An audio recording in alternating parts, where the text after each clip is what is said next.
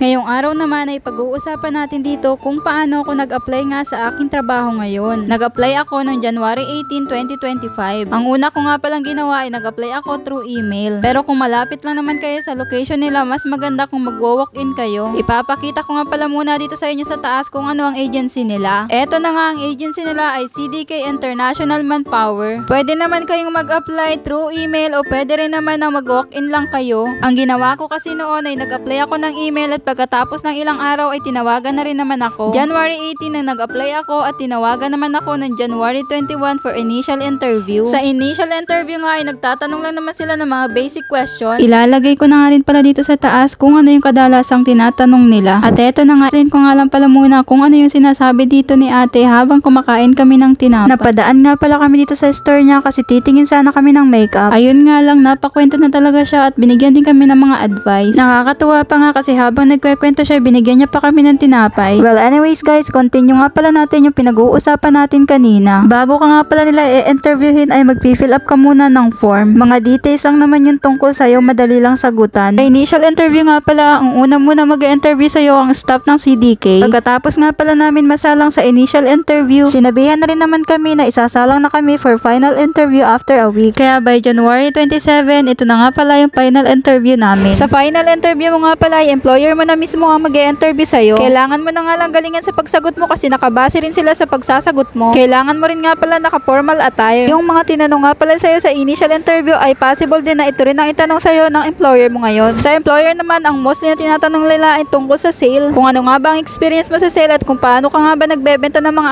item. At hindi nga lang yung tatanungin ka rin paano ka makipag-communicate with the customer. Hindi naman ganun kahirap yung mga tinatanong nila. Basta marunong ka lang talaga mag-English ng kahit konti. At after nga namin ma-interview nga pala nung araw na yon, nagantay lang kami ng 3 to 4 days at pagkatapos ay na-receive na rin namin ang results. Si mismong CDK staff na nga pala ang magtitext sa inyo kung nakapasa ba kayo o hindi. January 30 nang nakapasa nga pala kami. At pagkatapos nyo ay naghintay lang kami ng mga susunod na tawag dahil nga ang susunod na naming step ay for medical na kami. Well, anyways guys, ito nga palang ginagawa namin ay naglilipat bahay na kami. Tapos na kasi ang maliligayang araw namin sa hotel. Kaya naman ngayon ay nandito na kami papunta sa accommodation namin. Itong araw nga pala na ito ay April 14, 2025. Dinala na nga pala namin yung ibang gamit namin dito para mamaya hindi kami mahirapan. Dito nga pala sa nalipatan namin ay malapit lang to sa bus stop. Ito kasi ang priority namin, yung malapit kami sa bus stop para hindi namin kailangan gumising ng maaga. At ito na nga pala yung room namin. Dalawa nga pala kami dito sa room, kasama ko si Ate Gladys. At yung dalawa ko naman kasama ay sa kabilang room. Itong room accommodation nga pala namin na ito, kasama na dito ang wifi at aircon. Sama na rin dito ang double deck at pool. Para sa amin ay okay na nga muna ito. Dito na nga muna kami pansamantala titira. Hanggang dito na nga lang pala muna ang video. See you to my next vlog. Bye!